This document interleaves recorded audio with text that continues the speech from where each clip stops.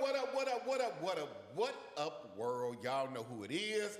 It is me, Mr. 505. I am Adrian Walker.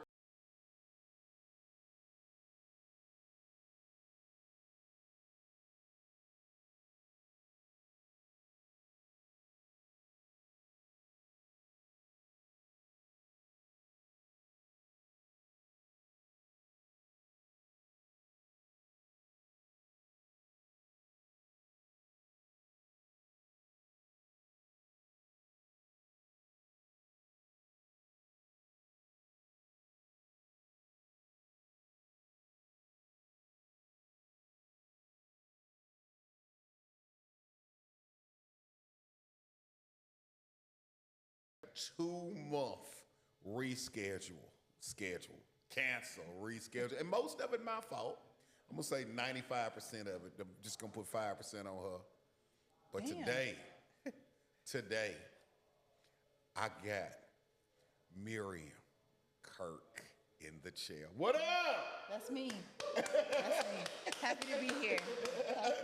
Thank you for coming. Yeah, thank you for asking me to do it. Man, I am excited. If Nashville, I'm putting the world on notice. If you have never seen Miriam, there's a different Miriam though. I need y'all to understand it beforehand. So let me give me.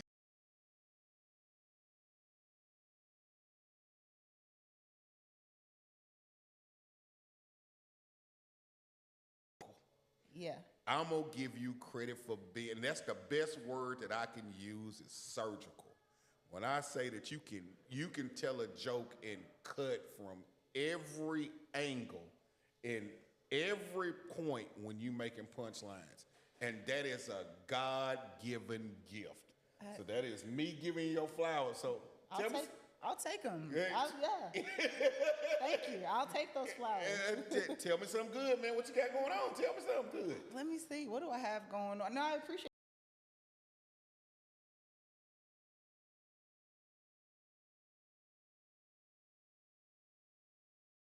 So then you learn to do that 5, and then when you get to do that 5 3 times, by the time you get to the 15, you're surgical. Yeah. Yeah. Okay. Yeah. So I'm glad you. Thank you for that. Thank you. No, that's real. I study comedy, so it's different for me. Same. I like good comedy. Yeah, I like good fun. Yeah. So you've got to sit in on an interview. Yeah. So my formalities are the same no matter what. Okay. Please don't do like certain people. Just ride with me. So we are hosting. Okay. Hold on, let me rewind. Before I said anything, just know that Miriam's name is. That is what I'm talking about. Not covering digits. That is taking the high road. That's what Michelle said. They go low, we go high. I say we go to hell, but We can't. Don't listen to my manager. Don't listen to her. She's nuts. So, all right. So here we go. We are hosting the roast of Miriam Kirk. Yes. We're hosting it. Who are the 5 comics, just 5, that Miriam not would want to, but would hate to have roast her? Hate to have roast me. Man, I'm sensitive. So anybody, let me think. Probably like my people who like know me best. Okay. Like, who are closest to me. Like, if we're just doing comics, like people in my circle, like Belly and Coco, like they know me well. Like people who know how to hit, like right there and like punch you right in the side. Okay. But like I host roast the host at Third Coast, so I get roasted every other week. I get you look like Whoopi Goldberg, or you look like Walmart Brittany Griner, or you look like what's the other the Good Burger. So I get roasted every other week. So it's generic at this point. So now if it's fine tuned and surgical, that's when it'll hit. Okay, we got 2 out the way. Okay, let me think. Who else really knows me? Oh shoot, who else? My partner. She doesn't do comedy no more, but she roasts me all the time. Okay. Yeah. Kate Carter. She's hilarious. Let me think. Josh is good at roasting. He usually hits me pretty good. I'm trying to think who else roasts. You got 4. You That's only 4. got to get one more. I'm trying to think who else would roast me though, because like people, I'm a very pleasant person, so a lot of people don't like to roast me because I'm like, oh, you're nice. I don't want to say mean things. Who else has even roasted me before that actually like hit? Probably CJ. She's my sister. CJ's my sister. CJ is the sweet. But that's the thing. Oh. She's the sweet. But it's like she's not even trying to roast you. She'll just say something. It's like, oh, dang, that. It was constructive criticism, but it hurt a little bit. It's not. She wasn't even trying to roast me. It was that was a name that I ain't never heard nobody bring up CJ with roasting, and that's just because she knows me. Yeah, exactly. Me. Yeah. Because when you look at CJ, you don't see. Man, I get in your goddamn ass. What I do? No, you it's don't not. see that coming. You it's don't. Not. And I'm not. She doesn't do it like that. She doesn't like. For her, it's like it's constructive. It's supposed to be constructive. Be like it hits a little bit. She's not like trying to. Okay. I'm like not on the lineup, not on the show. She's not like flaming people up. Definitely not. But if she's just like in the corner, she's like, hey. I'm like, oh dang, that felt like you roasted me, but it was just you just helping me out. It was a friendly jab. What made you want to become a comic? What made me want to become a comic? Off a bet. Yeah, my older brother bet me to do it. Like an open mic? Yeah, so I was in college at the time. What school? Trevecca, Nazarene. Okay. I was playing ball and running track, and my brother, I have 4 older brothers, but one of my older brothers had just moved back from LA because he's an actor. He was like, hey sis, like I want to do something, like hang out together, spend quality time. So we started taking improv classes at Third Coast Comedy Club. And one day after class, our teacher, who was also the owner at the club, Luke Watson, was like, hey, we're about to do like the first night of like open mics here. You can stay and watch, or if you want, anybody in the class wants to sign up and give it a try, you can do it. And so he was like, I bet you won't do it. And I was like, I bet I will. And yeah, that's literally how I started comedy. And how many years? That was 2017.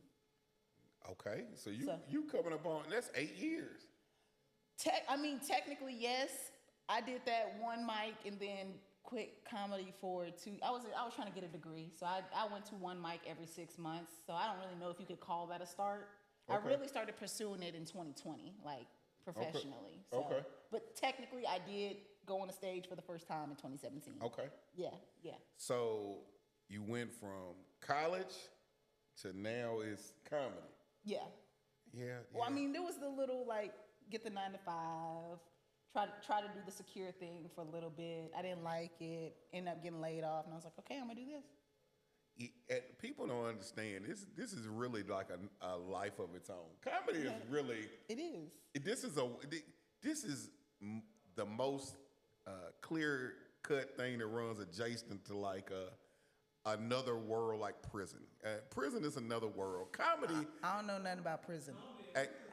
Comedy. The comedy world is nobody knows comedians or a comedic life other than comedians. Nobody knows the highs and the lows that really come with this, and embracing the bomb. So have you ever had to embrace the bomb? Oh, all the time. All the time. I don't see you bombing a lot. I've never seen you bomb. So what I'm saying is, I just don't see the bomb coming from you now. I mean, yeah, I've gotten good, but like I've bombed, like especially like when I first started hosting, I didn't know how to host. I was bombing because I didn't know how to host. I was up there doing 15 minutes one time, and the owner at the club gave me the light. She was like, "Hey, it's time to go." Like, yeah. So you out here host lining? Yeah. I was up there dying because I was like, "Oh, nobody. I'm gonna get off, keep my own time." I was up there. When I tell you, just face planting, literally nothing was hitting. I was like, "Yeah." The owner was like, "Let me help her out and give her the light." So, but doing comedy is bombing because you out there trying stuff out. If you go up there and crush it every time, like what? What are you working? Like, what are you working on? What muscle? It's like, okay, that muscle is strong. Work on another muscle now. I don't worry if I bomb. I don't worry. Not anymore. No, I used to worry. Yeah. I don't worry so much now. Because you are right. It is working on your muscle memory, making sure that you're getting stronger in everything that you do. Because I can say I'm not the quickest fire artist with that joke, that rapid fire joke spitting back to back to back to back to back to back to back. But That's writing. even with writing it, sometimes it just don't resonate until I work on it like a motherfucker. Yeah. Yeah. So you bringing that up is awesome. So do you write? Because not a lot of people say they write around here. I write a lot. Okay. I write. Yeah, I got ADHD. If I don't write it down, that joke is gone to the ether of 1,000 thoughts in my mind. Like I gotta write it down, or it's not there anymore. Whether it's just like a quick note in my phone, I like writing like physical pen and paper. And it's like therapeutic for me too. Like Okay. I just like writing. So Okay. I grew up journaling. I've had a journal since I was 11. I am just getting amazed more and more. Now that means I got put that as a note. We got to go see Miriam more, because now I'm intrigued. When you came in, I'll say this. Like I say, I watch things and I appreciate it. Now I'm intrigued more of learning your process, because you'll never know how many people come on this show and the first thing they tell me is, man, shit, I ain't got to write shit, man. I just go with the flow, you know. I mean, that too. I ain't going to no open mics. Do you still do open mics? Yeah. Yeah, everybody has their process. I'm not judging anybody else's process, but I like being on stage. Like, I like going to the open mics and working stuff out. And like, okay, like, I had this idea, I wrote it down. It worked a little bit, but it can hit a lot harder. So I'm gonna go write it again. Like, everybody has their own process. Some people, they can just go up there and do it, and that works for them. Yeah. Well, I gotta punch my jokes up all the time. Yeah, I like the, same for me. Yeah, I'm punching jokes up left and right. I'm trying. Yeah. Not if, but when I get to that point, my guy quit playing it. When it comes to now I don't need to tell that lie, because if it's that many people, I want to make sure that I got that many people having a great time. Yeah. Because I know that these right here and this right here always don't go together. Yeah. So the money part and the laughter, I don't know which one I want more, because when you come from a situation where you don't feel like you're getting all the love that you need, just the love from the crowd sometimes is what I need to get over. I don't know if I feel like a tortured soul in some ways, but just hearing that roar and that clapping and all that does something for me. Yeah. So how does it feel when you get off stage and you get that? I mean, good. Yeah. Is it a good feeling? That's our medium, is laughter. Like, we write these jokes so other people can laugh and have a good time, and then we can feel like we're all one at that time. And when you get off stage, you're like, man, I did my job tonight. Like, yeah. That's standing ovation, arena of 4,000, whatever it is. A room of 25 people at an open mic, if they tell you, like, if they come up after you, that's one of my favorite things. They're like, man, I really loved your set. Like, I resonated with that, or I really like what you said about that. I had never thought that way before. That's some of my favorite things that people tell me after a show. That's real. What has been your best experience with comedy? Oh, my best experience with probably doing comedy in Africa, for sure. God. That was probably the hardest thing I've done comedy-wise, as far as like this 5 years that I've really been pursuing comedy. That's the hardest thing I've done so far. And I'm an athlete. I like a challenge. Okay. Because you go there and I had 3 shows while I was there in Accra, Ghana. And that first night, I was just doing jokes I would do here, that hit here. And maybe like of that 15 minutes, maybe 5 of it was good. Like, they were like, okay, we get that. But it wasn't that the jokes were bad. It was just like I'm from here in the South. Like, you know, I talk quick. I use y'all. And they're like, we know the Queen's English. This is slang that we don't even understand. So now I have to change the entire way I write and perform and deliver. It wasn't like changing like my stage presence at all. I just had to write like using like their cultural references. I had to really study their culture and like slang and things that they use. Like I'm out there living. And so by the time I got to the Arena, which is the last show that I did there with actually 2 Ghanaian guys I met in Ohio, I was ready because I was like, yeah, like I know how to talk, like I know how to relate to y'all now. I know how to resonate now. So Okay. That's probably my biggest accomplishment so far. I mean, obviously, like performing, like sharing a stage with Angela Johnson, who's like one of my Mount Rushmore. That's pretty dope too. Okay. But yeah, like I've done a lot of fun things. I'm not You mad went at... to the motherland. Yeah. The motherland. Yeah.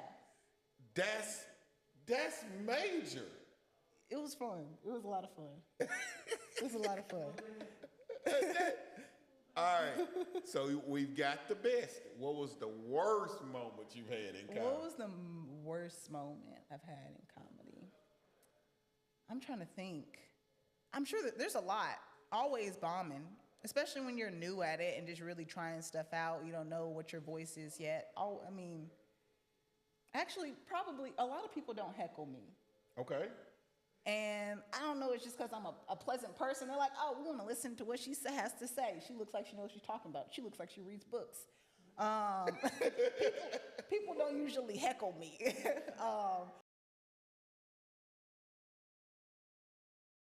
Moment. But recently I was just like talking about Black people protecting their peace and like, we're like, hey, we told y'all not to put number 47 back in office. And it was just like, it was at this little show in East Nashville. I was mostly queer audience, and there was this one lady who got really defensive and was like, we didn't vote for him. And I was like, yes, I clearly, in this very gay space, in this house in East Nashville, I know that no one in this room voted for number 47. But you getting very defensive says otherwise. So it makes me think you put him in office in 2016. And that's probably like the first time I had to like just shut somebody down like that. Because usually like no one's ever like, oh, she's being really offensive. Or because I don't try to offend people with my comedy. Like I'm not coming up here to make people mad. That's not fun.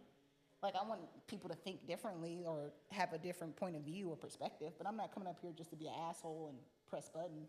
So that was like the first time I've had anybody just be like, we didn't vote. Nobody in here voted for him. I was like, well, I assume nobody did, but you being defensive makes me think you might have previously.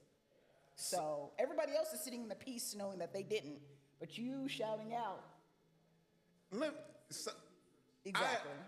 I number one, I haven't had a lot of females on here, but I get to ask you a question. Okay. And I feel comfortable asking you. Go for it. So I feel comfortable asking you, what do you do when women approach you romantically? When women approach me romantically? Yeah. What you mean, like after shows? After shows. Oh, let me tell you why I say that. So I'm gonna tell you what happened to me. So this is which you see how my people are just shaking their head. So let me tell you what happened to me. So this was maybe a week ago. I am at a show. I am as professional as you can be. I am on time. I am here. There's no green room. So I'm out and about with people. I am literally with my people because that's who I'm supposed to be with. I'm not supposed to be out rambling. So there was this nice lady that came up and told me her safe word. That was one time that she stopped. That she really wanted my BBC, and that she wanted me to know she did not have on any panties. So does that happen to you first? She sound horny as hell.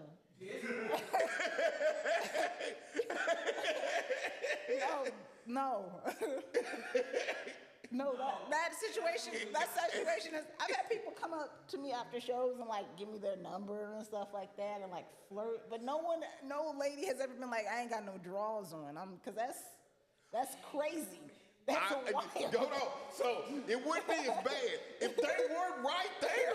If this is going on, this is like she came wild. Multiple times. Was she on something? I have drinking? no. I can't smoking. No. I can't say that she was smoking because this is an establishment that wasn't a smoking establishment. Okay. But what I can say is it just made me really. It's never went that far before. It's went far, but never. Because I'm okay with the fun, and I understand that sometimes sex sells and stuff like that. But I'm gonna say that's probably one of the first times I've ever been just like really, really. I know this heifer went too far. I gotta say it like that. Yeah. So when I say that, I'm asking, has anybody went too far with you? Because this is not a question that I could just ask the normal person. Because number one, you have to ask a comedian. Yeah. You have to ask the comedian this. So I'm asking you, does that happen? I mean, I'm not selling sex. I'm selling jokes. So, but I'm not again. No, but literally, like I've had women, because I mean I am like a lesbian, and I've had women come up to shows after me and like flirt, but never that boldly. Never that boldly. Like I've had audience members like come up and be like, "Oh, you're like caress my arm, like, oh, your set was so good and stuff like that." But like, just like outright be like, "I'm trying to fuck you right now." It's no. You've been engaged. Yeah.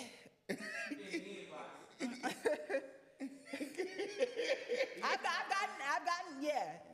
gotten DMs. I've gotten, yeah. But like in person like that's never in front of my peoples. Like that's no. That is, and that is why I say, people would. You can't talk about this with nobody else. Who else I'm gonna talk about this with? I mean, I can't talk about this with nobody else. So you're saying it hasn't happened, which lets me know again, I might just be special. I don't know. Hey, so watch me say this real quick. I mean, special or easy, one of the two. She definitely didn't get it. Let me tell you. Hey, let me tell you something. This right here. I am not a reckless dick slinger. I am not a reckless dick slinger. No reckless dick slinging on my end. Something you were saying on stage said otherwise. This is prior to me even getting on stage when this happened. Before you got on the stage? This was probably an hour before I get on stage. Oh, where was you at?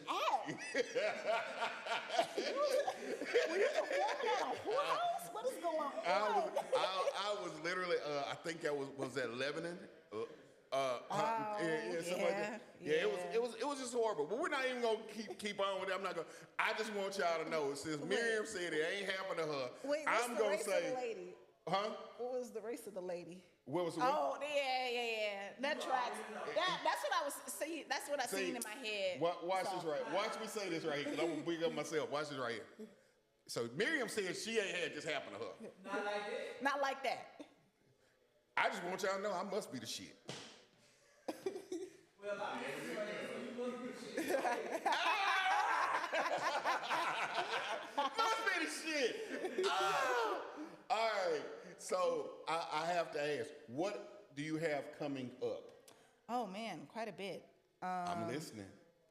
As far as like the show I produced at Flamingo Cocktail Club, we're about to have Jordan Rock May 9th, which is really exciting. Stop. So y'all just did the Kill Tony after show, didn't you? At Flamingo? It was a little pre-show before the arena on the 4th and the 5th. Yeah, okay. Yeah, a lot of those guys came through. That was cool. Okay. Yeah. Did you try out for Kill Tony? No, I didn't go down there because I was producing. I mean, I went down, but I'd never. Well, let me just tell you the whole story. I've never done Kill Tony. I didn't know the process. I didn't know you like go down there and they like hold you in a bar all night. I was thinking I should just go sign up and then leave and produce the show I was producing. They're like, nah, you got to stay and hang out. So I went downtown to like get on the list, and like a lot of the guys, local guys were down there, and they're like, hey, like you got to be back at 5:30 and just like hang out in the bar until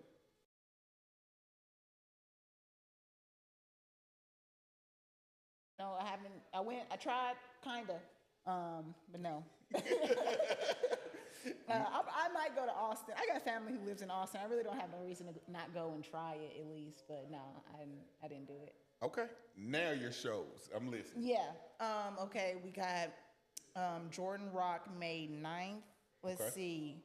And then I produce a bi-monthly at Lipstick Lounge. When is the next date for that one? I don't even know it off the top of my head. I got so much coming up.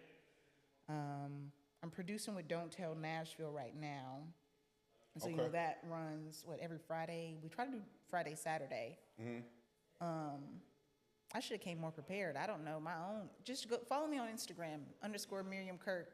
And I'll post it all there because I don't have it up here right now. No, this festival week has been fun, and like this is like the first time I've been like out until 1 a.m. every night, just like networking and vibing and stuff like that. And I'm like, it's fun, but I'm like, I wake up like tired as hell.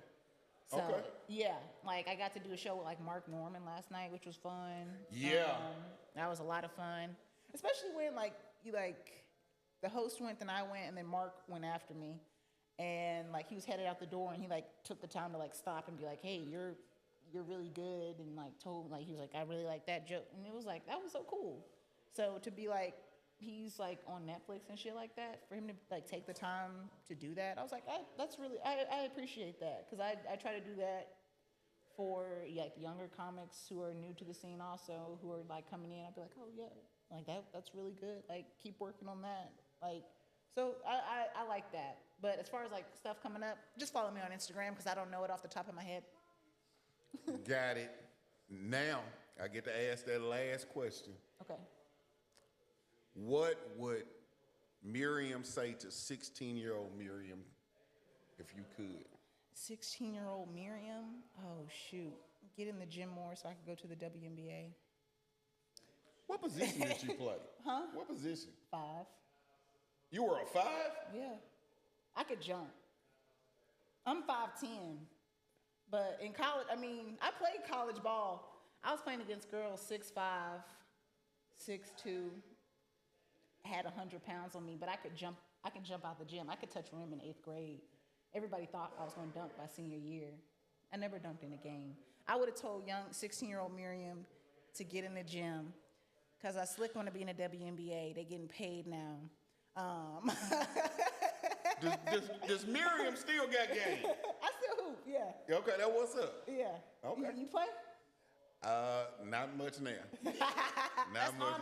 I appreciate that honesty. Yeah, I really do, because I have niggas 60 years old be like, I'll take you. I'm like, bro, you limping. Let me tell you something. You got 2 bad knees. Only where you going is to the hospital. It ain't no way in hell that I'm gonna sit there and let you post me up. It ain't no way in hell. You not finna bag me down and then talk about me on stage and talk about me on the court. One of us must go. Ain't no way in hell. Man, I'm gonna tell you what, man. First off, let me say this. Thank you for coming. Yeah. Thank you. You came with no malice or nothing but just straight facts, and I appreciate that. Yeah, thank you for having me.